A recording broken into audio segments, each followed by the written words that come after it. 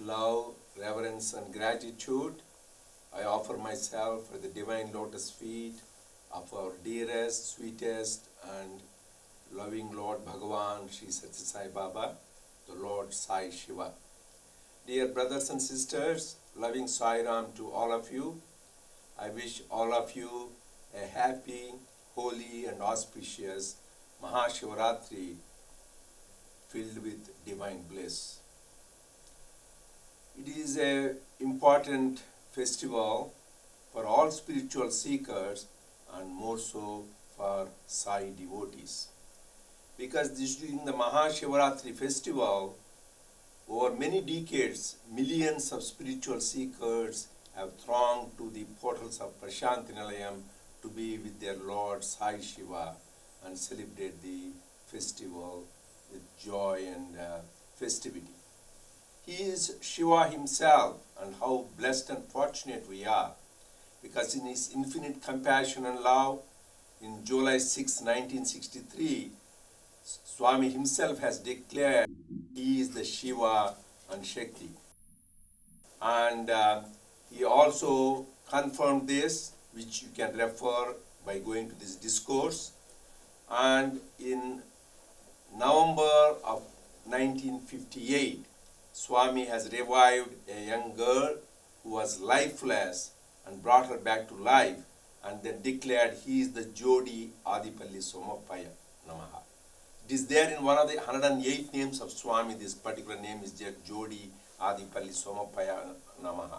That means he is the same Shiva and Shakti come again.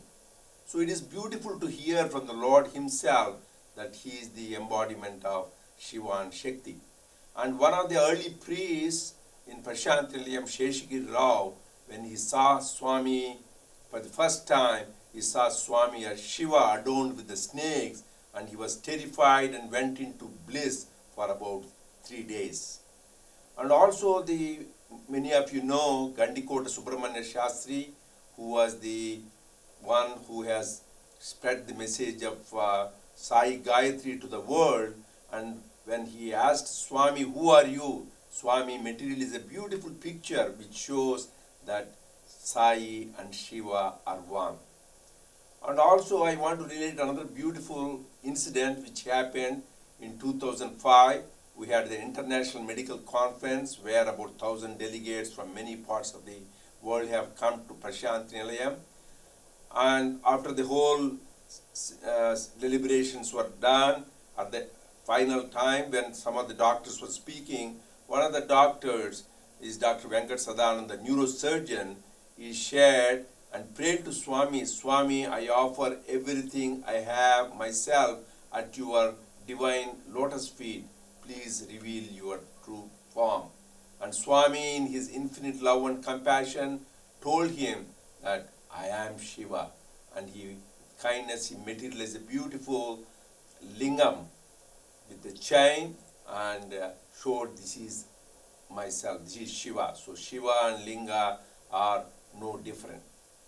And Swami has done many things which can relate to Lord Shiva. That is, Swami was giving all of us, whenever we leave or when we are there, blessed, materializing Vibhuti or giving Vibhuti packets.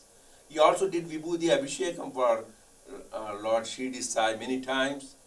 And also he has brought out Lingams many times. They are materializing by his hand and bringing out to the mouth. So all this relating to us and confirming us always to remember we were the blessed and fortunate to be with Lord Shiva, who is our Sai. So this is the time which is very important for us to remember that what did Lord Shiva, which is our Sai himself, said about Mahashivaratri. For spiritual seekers, we should know every month comes Shivaratri. This comes in the dark half of the month on the 14th day. That is called Chaturdashi in the Krishna Paksha. So that is the time when the moon is waning. On the 14th day of the dark half, there is a wee bit of moon is seen, that's all. So it was going to be non-extinct this following day. Because this important message is Chandrama Manaso Jataha. The scripture says, moon is the presiding deity for the mind. And mind is the one, as Swami said, responsible for bondage or liberation. Manavayeva manushyanam karanam bandhamochet. You turn the mind towards the Lord, you are free and liberated. You turn towards the world, you are bound. So that is why this night is very important, because very trace of the mind is there, then will become manolaya. Mind will be dissolved if you turn completely towards God. And numerologically, Swami said beautifully, Shivaratri, Shivara, it indicates 11, number 11. Why is it 11 important? Because there are 11 Rudras. And these 11 Rudras, Swami beautifully said, these are 11 Rudras are nothing but 5 Karmendriyas, that is 5 organs of action, 5 Jnanendriyas, 5 organs of perception, and the mind. These 11, if we use it for the Lord, doing good deeds, being absorbed in Him, will make us shed tears of bliss and joy. The same 11 Rudras, which is 5 organs of perception and action, the mind, involved in sense enjoyments and turn to the world, it will make us shed tears of sorrow and grief. The choice is ours. That is why this beautiful Mahashivaratri is the worthwhile spending, being intoxicated, thinking about the Lord and singing His glories. And along with Mahashivaratri comes certain specific items or significant events. One is Lingodbhava. As I said, Swami himself used to bring out the Lingam. What is the significance of Lingam? So Swami says Lingam means liyate gamyate iti lingaha, in which everything in the world merges and becomes one. That is Lingam. Like we talk, God has beautiful names, beautiful forms, beautiful attributes. He is Saguna and Sakara. At the same time, God is also Nirguna, Nirakara, attributeless, formless, and nameless. So for that, this Lord has shown that Omkara is the verbal symbol of the Nirguna, Nirakara Brahman. And the Lingam is the visual form of the Nirguna, Nirakara Brahman. This is attributeless, formless Brahman. That is the significance of the Linga. And Swami has materialized, many of us seen many times, brought out the Linga. And the second aspect of the Lord Shiva is Vibhuti, the holy ash, the bhasma which he smears all over the body. And as I said, Swami has kindly given it many times to many of the devotees. What is the significance of this Vibhuti? Vibhuti means the glory of the Lord. So finally everything in the world is transitory and ends into one thing, that is ash. But ash cannot be further desecrated or degenerate. Like leaves may change, water may change, flower will spoil, but never the ash. That is the significance. And once we have all experienced using the holy ash, the Vibhuti of Swami, our physical ailments will be cured, mental afflictions will be relieved, and also it gives the prosperity and the way to the ultimate goal of life, liberation itself. That is the wonderful about the Vibhuti. And third aspect of this Holy Shivaratri is, during this time, people do the fasting and vigil. What is the purpose? Swami said beautifully that when you are intoxicated with the divine, singing His glory, thinking about Him, and remembering His story, you forget about the food and sleep. It should not be such a way that you are being hunger, sleepless, and forgetting the Lord. The purpose is, you are so intoxicated with the divine, you forget about food and sleep. But people practice the other way around. I can give you a personal anecdote. The day before Shivaratri, one time, this is about 12 years ago, Swami told me, you come tomorrow on the Shivaratri day for lunch to have with me in the Ijur Mandir, his house. Everybody, my friends, my family laughed at me. Why will Swami make you eat on Shivaratri day? I said, this is the Lord, what He said. And lo and behold, He really called us on that day and we had lunch with Swami. Here the message is, Swami is not into rituals, he's spiritual. whole purpose of the fast, vigil, singing is to be with the Lord. When you are able to be with the Lord and have lunch, what better thing? So that is what we want to always remember, whatever we do, what is the inner significance, spiritual significance. And another thing is about the Bilwa leaf. During the time of the festival, when we worship the Lord Shiva, we use two things. One is Abhishekam, where we put water or honey or milk, etc. And then put the leaf, Bilwa leaf. It is said to be very, very close and very dear to the Lord Shiva. But this Bilwa leaf is unique. You should look at it. It is a trifoliate leaf. The three folds represent three gunas, sattva, rajas and tamas. And it represents three kalas, bhur, bhuvas, and the past, present and future. And three lokas, bhur, bhuvas, suvaha. And three avasthas, that is wakeful, dream and deep sleep. And three bodies, gross, subtle and causal body, that is Sthola, Surchma and Karana Sharira. So all these are represented in the Bilwa leaf, the three states. So when you offer this, you are supposed to go beyond the three. So then when you are with the Lord Shiva, you are all beyond the three gunas, you are beyond the three times, you are beyond the three lokas and three bodies. You become one with Him. That is the significance of the Bilwa leaf worship. But Swami says, if you don't get Bilwa leaf, you don't get the Abhishekam, don't worry. Offer your body itself sanctified with good deeds. That is the Bilwa leaf. And Abhishekam, you don't need to do anything. You shed the tears of joy and bliss. Then that itself is his Abhishekam. That is the inner significance Swami gave.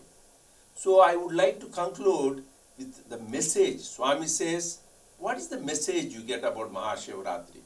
Number one, Lord Shiva is the embodiment of sacrifice and service. That is what we should learn, and Swami is the same. So Lord Shiva drank the halahala, the poison, which would have destroyed all the worlds for the protection of the humanity. And in turn, what did he do? Not only he took the thing and put it in himself, but he gave the moon, which gives the moonlight cool, and the water, the Ganges, from his head. So one way is sacrificing, taking the negative and giving all the beautiful, positive things to the humanity. That is one we should learn from Lord Shiva. Second is simplicity. He was wears just a tiger skin, puts ashes all over the body, and he has ornaments, snakes. That is the example for a spiritual seeker. Simplicity, sacrifice and service.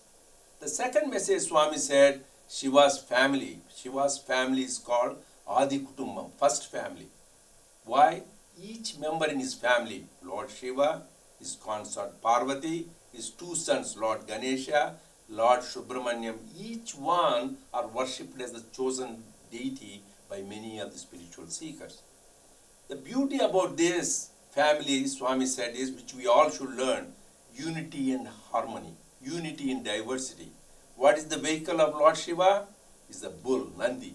What is the vehicle for Mother Parvati? Is the lion. And what is the vehicle for Ganesha? It is the mouse. What is the vehicle for Lord Subramanyam? It is the peacock. And the Lord Shiva wears the snakes. These are all inimical to each other. Bull is scared of the tiger, and then the snakes are worried about the peacock and the mouse. So all these are inimical, but they all live in unity and harmony.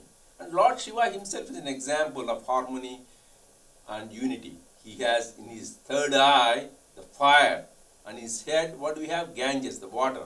Water and fire cannot go together, but he lives in harmony. That is the message, unity in diversity and harmony and unity in the family. And finally, another important message Swami said is to show and see divinity in everything, everywhere, ever. That is the message. The Rudram, as I was telling you about, there's 11 Rudras. That is the part of Namakam and Chamakam. Each has 11 Anuvakas. In all of them, the main message is to see the oneness. Whether it is a plant, or the trees, or the forest, the same Rudra resides. It is the stones or hillocks or the mountains, it is the same Rudra resides. If it is the lakes, rivers, oceans, waves or the foam, the same Rudra resides. It is the saints, thieves, hunters or the workers or like carpenters, jewelers or any other kind of professionals, the same Rudra resides. That is what the Lord is telling. To see the same, Sarvam Kalvidam Brahma, Isha Vashamidam Jagat, Sarvam Vishnumayam Jagat. To see that oneness, that is why we chant the Rudram. And we should know that inner significance, then really we experience and get benefited. So let us spend this wonderful festival day of Mahashivaratri, remembering him, remembering his stories, singing his glories, and sanctify our life. I pray to our Lord Shiva to shower his choicest blessings and grace on all of us today, so that we can move forward to the goal supreme, that is to realize our true nature. What is our true nature? To realize that we are the embodiments of that divine Atma.